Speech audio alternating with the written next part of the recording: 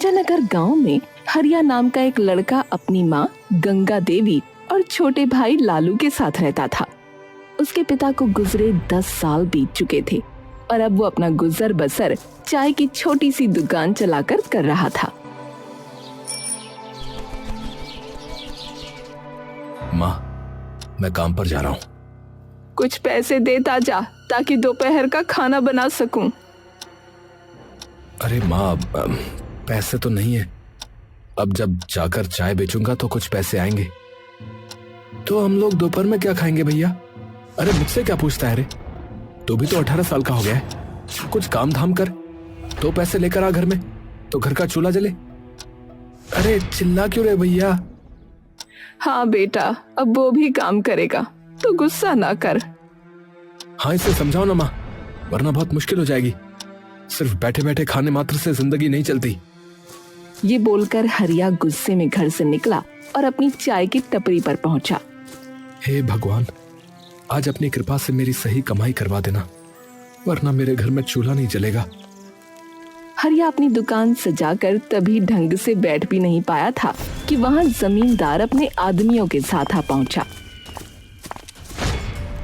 अरे आइए आइए जमींदार साहब, बैठिए। मैं आपको ना कड़क चाय पिलाता हूँ। बताइए, अदरक वाली या इलायची वाली? अरे ओए, तेरी कड़क चाय पीने नहीं आया हूँ मैं, अपने पैसे लेने आया हूँ जो तू उधार लिए बैठा है महीनों से। जी जमींदार साहब, मैं दे दूंगा आपके पैसे। आजकल बहुत दिक्कत चल रही है, काम अच्छा होता नहीं है और महंगाई बढ़ती चली जा रही है। देखिए ना, आपको पता ही है सब कुछ। अरे सुन रहे लड़के, मुझे कोई मतलब नहीं, समझा? क्योंकि मैं तुझे 2 बार मोहलत पहले ही दे चुका हूं। अब तो चुपचाप ये बता कि तू अपनी ये टपरी खाली करेगा या अपने आदमियों से पिटवाऊं तुझे, हैं? हरिया घबरा गया। उसने फौरन जमींदार के पैर पकड़े और कहा, नहीं नहीं मालिक, ऐसा मत करिए। मैं आपके पैसे चुका दूंगा। पैसे चुका दूंगा? अरे तुम लोग मेरा मुंह क्या देख रहे हो रे? ए कालिया, इसकी दुकान से सारा सामान निकाल कर बाहर फेंक और उसे भी मेरे पैरों से हटा। कुछ आदमियों ने उसकी दुकान का सामान निकाल फेंका और उसे उठाकर एक साइड में फेंक दिया। वो बेचारा रोता हुआ घर पहुंचा। उसके चेहरे पर निराशा और दर्द साफ झलक रहा था। माँ और भाई उसकी हालत देखकर घबरा उठे। अरे बेटा, ये क्या हाल बना रखा है? चेहरा क्यों उतरा हुआ है? भैया क्या हुआ बताओ ना। माँ, आज हमारी टपरी भी चली गई। जमींदार ने अपने आदमियों से सब उजड़वा दिया माँ। अब हमारे पास ना दुकान रही, ना ही कोई सहारा माँ। ये सुनते ही गंगा देवी और लालू के पैरों तले जमीन खिसक गई। घर में सन्नाटा छा गया। हे भगवान, अब हम क्या करेंगे? भैया, तो अब हम 2 वक्त की रोटी भी नहीं जुटा पाएंगे। और क्या? अरे और क्या, मुझे तो बस यही आता था, चाय बनाना और बेचना। अब और कौन सा काम करूं बता? कुछ देर तक घर में सिर्फ सिसकियां गूंजती रहीं। फिर माँ ने गहरी सांस भरकर कहा, बेटा, याद है तुम्हारे पिता जब गए थे तब उन्होंने वो खेत छोड़ा था। भले ही वो सालों से बंजर पड़ा है, मगर अब तुम्हें उस पर मेहनत करनी होगी। माँ, वो खेत? अरे उस सूखी जमीन पर भला क्या उगेगा? वहां तो घास तक नहीं होती। कोशिश करने वाले की कभी हार नहीं होती बेटा। आज नहीं तो कल जमीन रंग लाएगी। अगर हाथ पर हाथ धरे बैठे रहे तो भूख से मरेंगे। हाँ भैया, माँ सही कह रही है। चलो खेत पर मेहनत करते हैं। अरे भाई, मगर उसमें लगाने के लिए बीज और खाद चाहिए। पैसे कहाँ से लाएंगे इन सब के लिए? खाना तक तो है नहीं घर में। गंगा देवी ने आंचल में हाथ डालकर अपना मंगल सूत्र निकाला और बोली, ये ले लो, इसे गिरवी रख दो। जो पैसे मिलेंगे उससे खेती शुरू कर देना। अरे नहीं माँ, ये कैसे हो सकता है? ये तो पिताजी की आखिरी निशानी है। बेटा, अगर तुम्हारे पिता जिंदा होते तो वो भी यही करते। सुनो, मैं बेचने की नहीं कह रही, बस गिरवी रख दो, जब तरक्की होगी तो वापस छुड़ा लेंगे। बहुत मान मनोहार और आंसुओं के बीच दोनों बेटे आखिर मान गए। अगले ही दिन उन्होंने मंगलसूत्र गिरवी रखकर पैसे जुटाए। चलो लालू, अब कामयाबी या नाकामी सबके सब हमारी मेहनत पर निर्भर है। हाँ भैया, अब पीछे हटना नहीं है। दोनों भाइयों ने ठान लिया कि वो खेत पर तरबूज की खेती करेंगे। दिन हो या रात, काफी तपती धूप हो या झमाझम बारिश हो, दोनों ने जी जान लगाकर खेत को संवार दिया।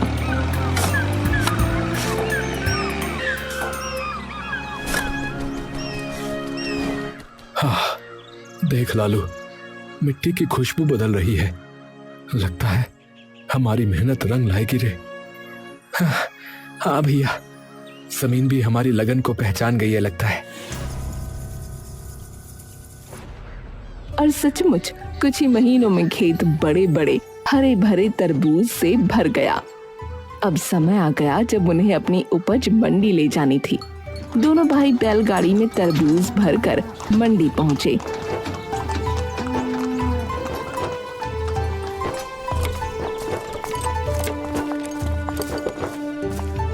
अरे वाह वाह भैया वाह, इतने ताजा और रसीले तरबूज तो मैंने सालों में नहीं देखे, बता रहा हूँ।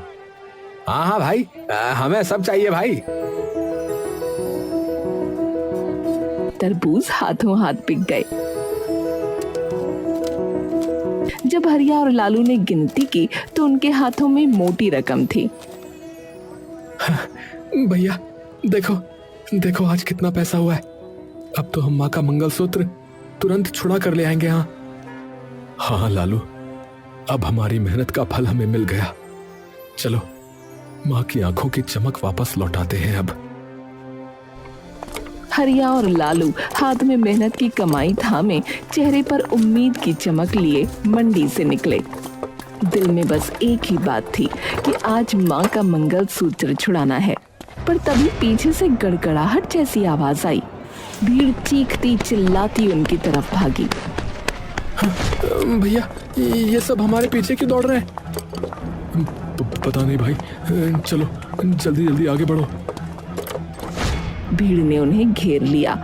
दुकानदार चंपक सबके आगे आया।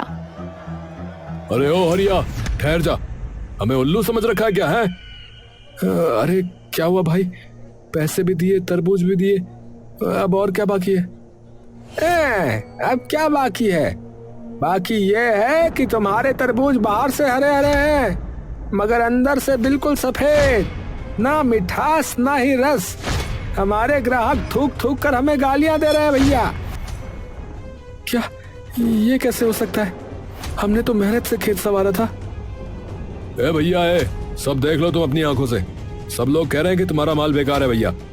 अब एक काम करो, हमारे पैसे वापस करो, वरना यहाँ से जिंदा नहीं जाओगे, बता रहे हैं।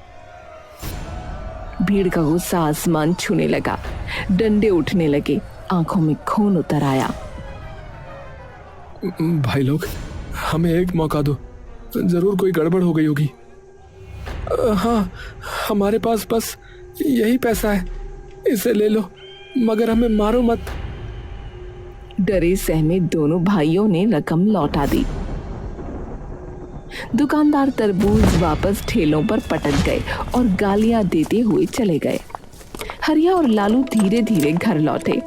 अरे बेटा, ऐसे मुंह लटका कर क्यों आ गए हो? मंगलसूत्र कहाँ है? माँ, सब खत्म हो गया माँ। वो तरबूज अंदर से सफेद निकले। सबने हमें धोखेबाज कहा माँ, पैसे फिर वापस करने पड़े। माँ, हमने महीनों की मेहनत की थी, सब राख हो गया। अब तो जीने की भी इच्छा नहीं बची।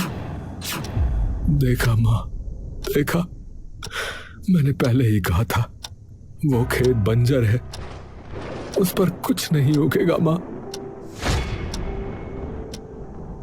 नहीं बेटा, अगर जमीन सचमुच बंजर होती तो उस पर तरबूज की बेलें लहलहाती क्यों? कुछ तो चूक हुई है, हार मानने से जिंदगी नहीं चलती। मगर माँ, अब किस में ताकत बची है बताओ? ना पैसा है ना ही हिम्मत है। फिर से कैसे शुरू करेंगे? इस बार तरबूज नहीं, खजूर की खेती करो। समय ज्यादा लगेगा, मगर मुझे यकीन है इस बार किस्मत बदल जाएगी। खजूर? मगर माँ, बात वही है, पैसे कहाँ से आएंगे? इस बार मेरा आंगन ही गिरवी रख दो, ये झोपड़ी ही दे दो। माँ, घर अगर ये भी चला गया तो हम रहेंगे कहाँ माँ? माँ तुम पागल तो नहीं हो गई हो? क्या बोले जा रही हो? पागल नहीं हूँ, बस समझती हूँ कि जिंदा रहने के लिए छत से पहले पेट जरूरी है। अगर भगवान ने चाहा तो ये घर भी लौट आएगा। दोनों भाई माँ की बात सुनकर पत्थर हो गए, मगर हालात ऐसे थे कि इनकार की गुंजाइश ही नहीं थी। अगले दिन वो जमींदार के पास पहुंचे। मालिक साहब, हमारी झोपड़ी गिरवी रख लो, पर कुछ पैसे दे दो।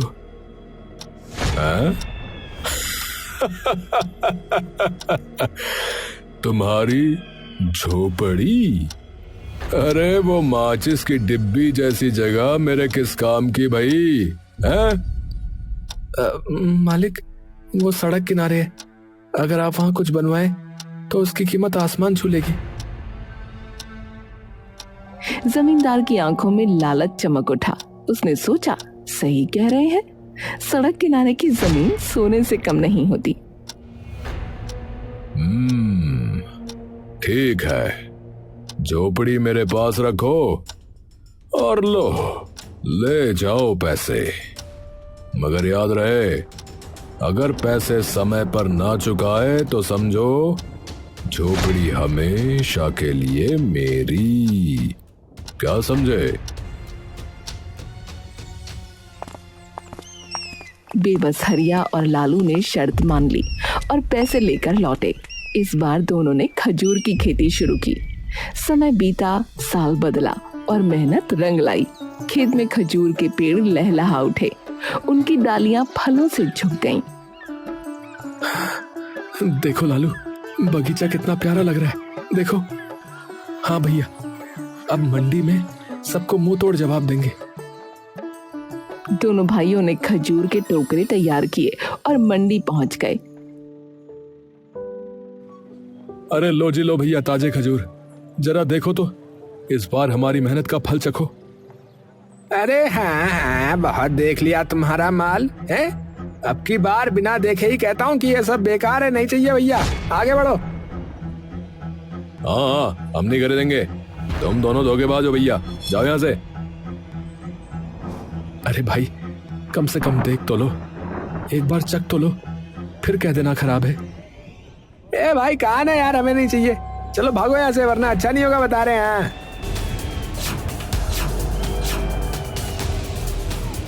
भीड़ फिर से शोर मचाने लगी। दुकानदारों ने बिना देखे ही खजूर ठुकरा दिए। अपमान से झुके सर और टूटे दिल लिए हरिया और लालू मंडी से वापस लौटे। भैया, लगता है किस्मत ही हमसे रूठ गई है। हाँ लालू, मेरी तो समझ में ही नहीं आ रहा है कि अब क्या करेंगे।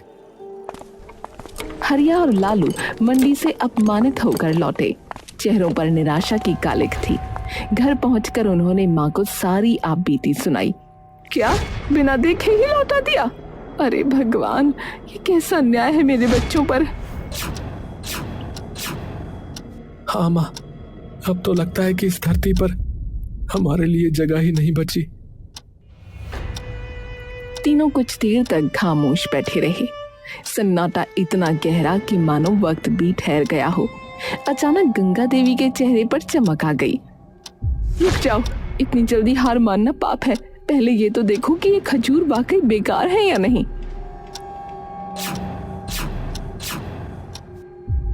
माँ, क्या फायदा जब मंडी वाले ही नहीं मानते तो। चुप, बिना चखे फैसला मत करो, ले आओ ये खजूर। तीनों ने खजूर तोड़े और खाने लगे। अरे अरे वाह, ये तो गजब के मीठे। सच कहूं तो मैंने इतनी स्वादिष्ट चीज अपनी जिंदगी में नहीं चखी। देखा, ये कोई साधारण खजूर नहीं, ये तो वरदान है। मगर कमी है हमारी सोच में। मंडी वालों की दया पर जीने की बजाय हमें खुद रास्ता बनाना होगा। पर माँ कैसे? मेरे पास एक उपाय है। हम इन खजूरों की बर्फी बनाएंगे और सीधा गांव वालों को बेचेंगे। बर्फी खजूर की? हाँ, मीठे खजूर और देसी गुड़ से जो स्वाद बनेगा उसे खाकर लोग दीवाने हो जाएंगे। हरिया को थोड़ी उम्मीद जगी। वो तुरंत बाजार की ओर भागा और गुड़ खरीद लाया। गंगा देवी ने खजूर और गुड़ को मिलाकर रात भर चूल्हे पर पकाया। भट्टी की आंच, माँ के हाथों का जादू और उनकी आस्था, तीनों ने मिलकर बर्फी तैयार कर दी।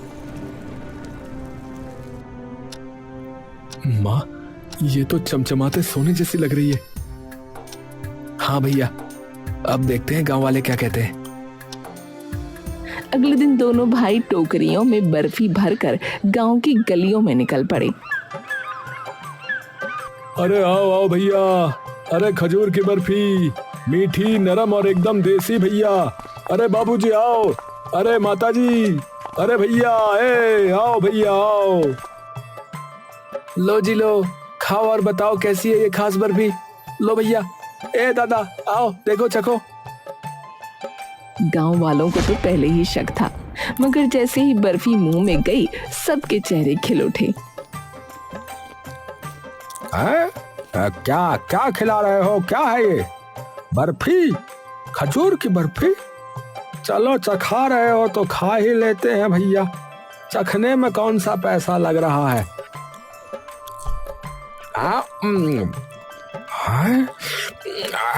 अरे भैया, ये तो गजब है भैया। अरे भैया गजब हो गया, ये गजब है। अरे भाई, और मिठाई तो छोड़ो, ये तो बिल्कुल दवा की तरह ताकत दे रही है। मेरे तो हाथ पैर में दर्द था, लेकिन अब मुझे काफी अच्छा महसूस हो रहा है भैया ये खाके।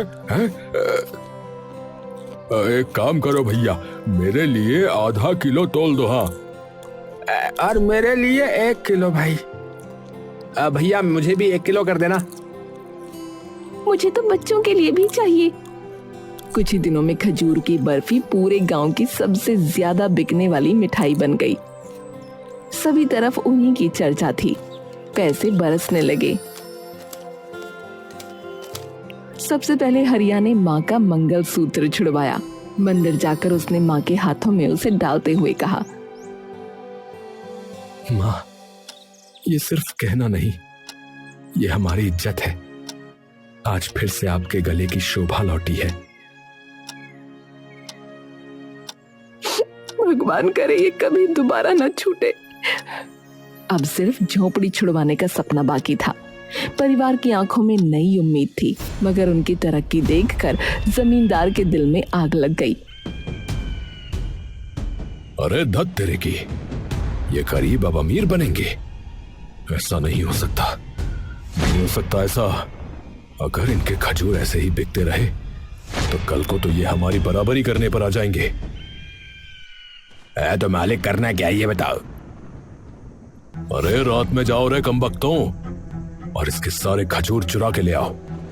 सुबह सूरज निकले उससे पहले खेत खाली होना चाहिए। जमींदार ने योजना खतरनाक बनाई, मगर किस्मत से उसकी बातें मंडी के दुकानदार चंपक ने सुन ली। अरे भैया, ये तो घोर अन्याय है। मेहनत से उगे खजूर यूं चुराना? नहीं, मैं हरिया को बता दूंगा। हाँ। चंपक ने फौरन जाकर हरिया को सब बता दिया। अरे भैया सुनो, एक अंदर की बात है। जमींदार जो है तुम्हारे खिलाफ साजिश कर रहा भैया।